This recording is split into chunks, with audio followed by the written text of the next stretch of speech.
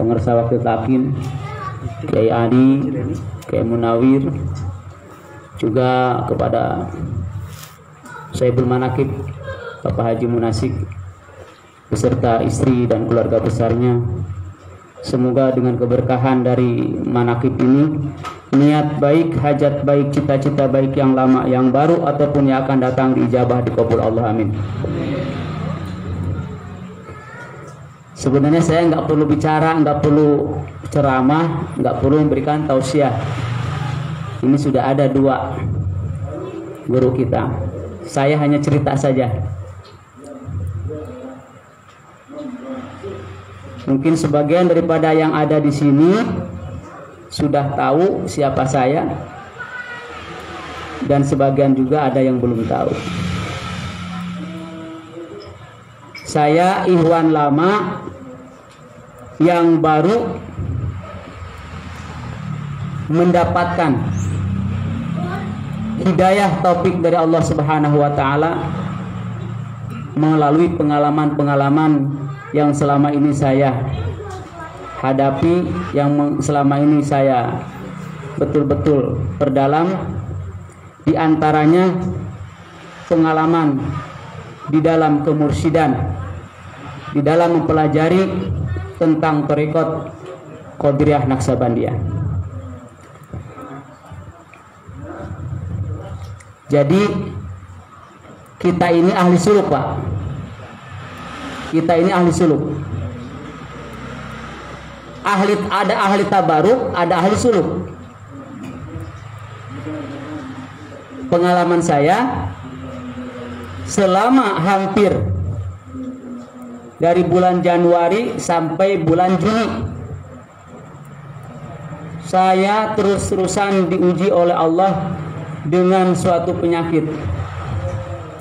Yang penyakit itu nggak tahu saya. Tiba-tiba ada kiai dari Lampung ngebel saya, ada kiai dari Tasik ngebel saya,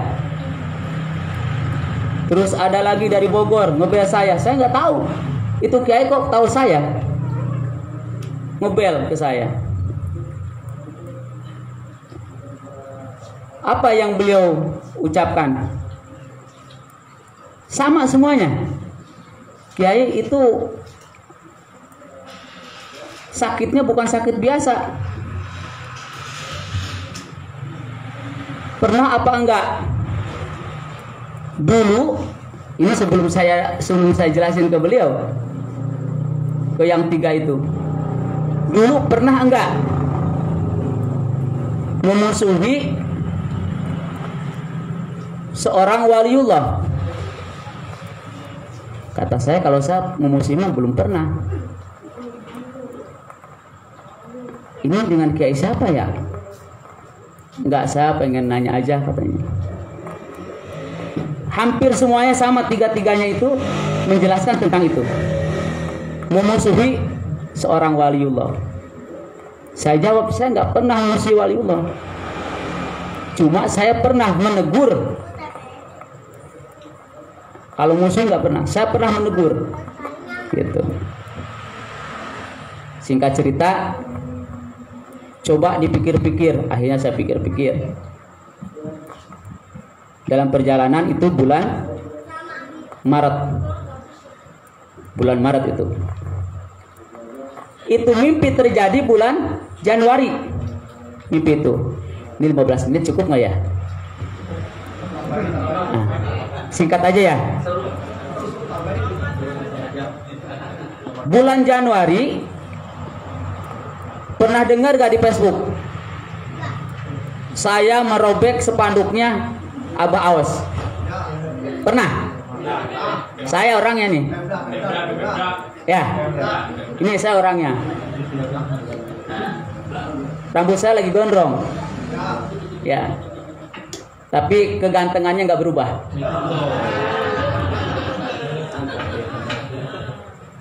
Saya merobek bukan bermaksud untuk membenci, tetapi saya ingin menghilangkan nama Suryalaya, karena di situ ada nama Suryalaya. Nggak benci saya. Ketika saya sobek, Ternyata yang tersobek itu cuma sebelah Abah Anom dengan Abah Aos. Tersobek tuh. Abah sepunya enggak. Kata istri, udah Bi, itu ada polisi. Kebetulan berdua tuh, saya lagi berdua. Ada polisi, biarin aja, emang kenapa? Gitu. Akhirnya saya sobek, udah saya simpen. Yang dari Bogor, yang dari mana-mana ngebel saya. Pokoknya ngancam. Nah, saya udah, itu mah suatu ujian buat saya. Selesai. Istri saya meninggal. Bulan Januari saya diuji oleh Allah. Saya dikasih mimpi berturut-turut sampai 3 kali dikasih mimpi. Pangersa Abah Aos datang di mimpi saya. Itu bawa rombongan di bis, tapi mukanya nggak pada kelihatan di bis itu. Cahaya semuanya, kayak pakaian ihram semua. Turun Abah Aos tuh. Saya nggak tahu kalau itu Abah Aos, nggak tahu. Turun, itu di rumah kampung saya di Pelabuhan Ratu. Turun, setelah turun, terus naik ke atas lagi ke rumah saya. Assalamualaikum. Waalaikumsalam. Pangersa ajengan ngikut itu cina ngikut wudhu tuh, wudhu di belakang ngobrol sama almarhum nenek saya, ngobrol tuh di belakang. Tahu ngobrolnya apa? Selesai ngobrol, balik, selesai wudhu, hatur nuhun. Saya kata saya, sama-sama, jangan mau kemana lagi? Atos, gitu. Naik lagi ke mobil bis. Itu mobil setelah dimasukin, dinaikin sama Abah itu, cahayanya semuanya, jadi nggak kelihatan tuh mobil, jalan aja mobil. Selesai itu. Besoknya begitu lagi sampai 3 kali mimpi. Nah, yang kedua kalinya ya beda lagi mimpinya.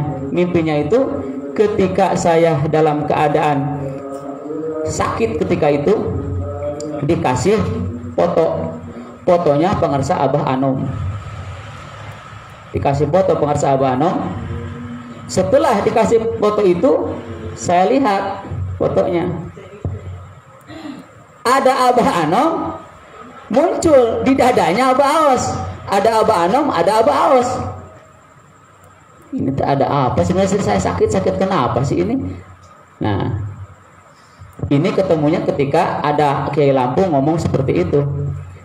Nah, setelah itu saya ketiga kalinya masuk rumah sakit. Saya nggak bisa apa-apa, dibopong. Ada 3 hari saya bel Haji Aris, Ji, mohon maaf ini, tolonglah saya usulin ke pangersa Abah. Aku naon Kiai cenah. Begitu lagi diuji. Kenapa? Nah, singkat cerita, dibikinin air, pakai Grab, pakai motor itu tuh, motor apa namanya? Dianterin aja sama Grab itu, kan nggak boleh masuk ke rumah sakit. Dianterin 1 botol. Kata Abah, gak cager cina. Sok kira keluar, nggak keluar langsung ke Abah itu. Saya minum 1 botol gede itu. Alhamdulillah, badan enakan. Besoknya nggak boleh keluar. Kata saya, Ji, ini nggak boleh keluar saya. Tolong diusulin lagi. Saya nggak mau lama-lama. Akhirnya diusulin ke sana, ke Abah lagi. Besoknya pulang, langsung saya berangkat ke pangersa Abah. Selamat sekitar 3 hari kemudian berangkat. Ya, saya berangkat sowan ke sana. Saya cerita kebetulan tidak langsung dengan pangersa Abah karena saya dalam posisi lagi ketika itu kemalaman, ngantuk. Saya hanya diam aja di Abah. Dan itu kejadiannya sampai membuat saya bertanya-tanya, gitu Pak. Bertanya-tanyanya kok sampai segininya kita bersuluk itu.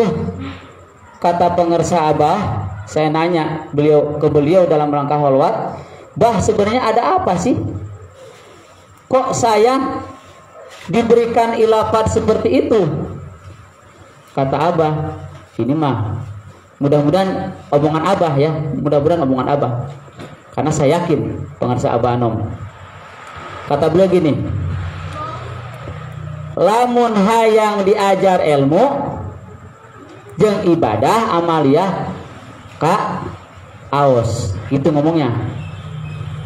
Jadi Pak, gini Pak, saya itu pernah mendengar dulu kalau ajengan jajan itu ahli ilmu,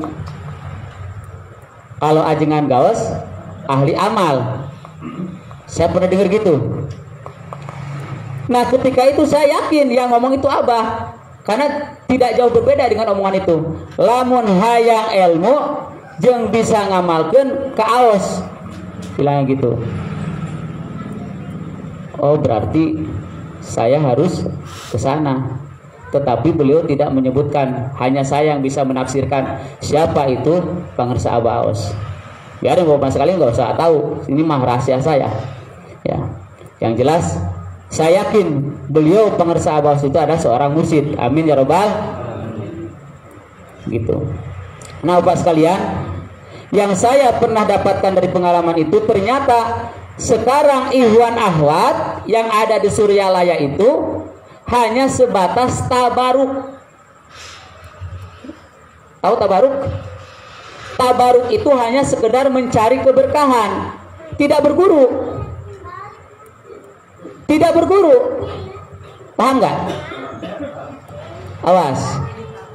Mereka yang ke Suryalaya tidak berguru. Itu bertabaru. Kenapa? Karena Abah Anom sudah wafat secara zahiriyah. Sedangkan suluk itu harus ada mursyid dan harus ada salik. Betul, Kiai? Kiai, betul ya? Kalau salahin, Kiai. Jadi kalau kita ini sedang melaksanakan suluk,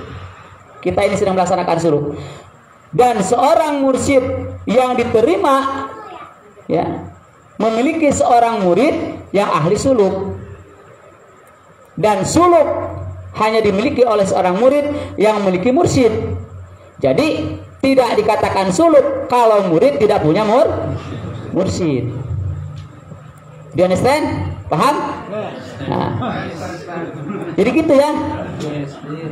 Makanya saya sekarang dalam rangka mengikuti apa yang diceritakan dari pengalaman tadi pengarsa Abah, bahwa kalau ingin ilmu dan amal ke Aos.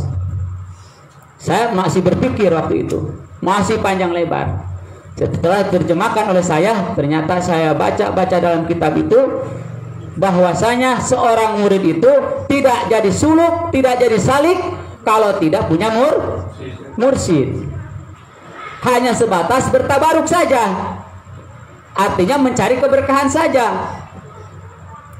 Tidak punya silsilah. Tidak punya silsilah kecuali kalau murid dijadikan mursyid. Artinya apa? Membuat kemursidan sendiri. Contoh misalkan Pak Haji Munasik, murid Abah Anom. Beliau diangkat jadi mursyid. Ya. Silsilahnya nyambung ke Abah Anom. Tapi kalau kita masih jadi murid, tidak punya mursyid, mursyidnya sudah wafat, maka kita bukan lagi jadi murid dalam berguru, tetapi bertabaruk kepada guru, tidak memiliki titel salik atau seorang suluk.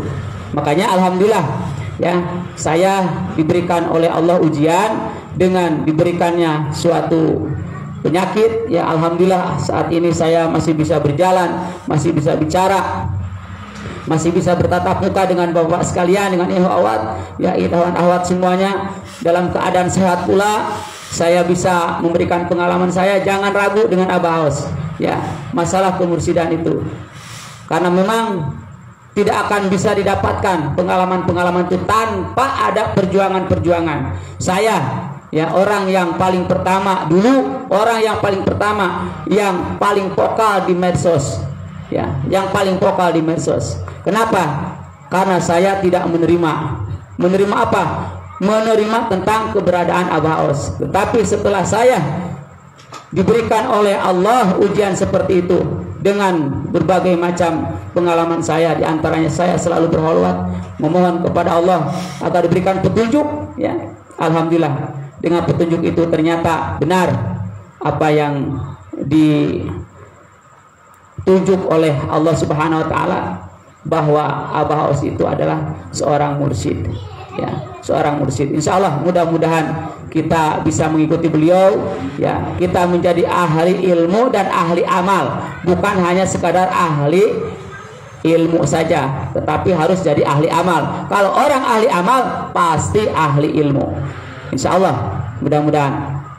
Hanya itu aja, Kiai. Mohon maaf panjang lebar saya bicara karena 15 menit. Saya dikatakan kalau lebih nanti korupsi, ya. Kurang lebihnya mohon maaf. Allahumma fiqhil aqmit thoriq. Wassalamualaikum warahmatullahi wabarakatuh.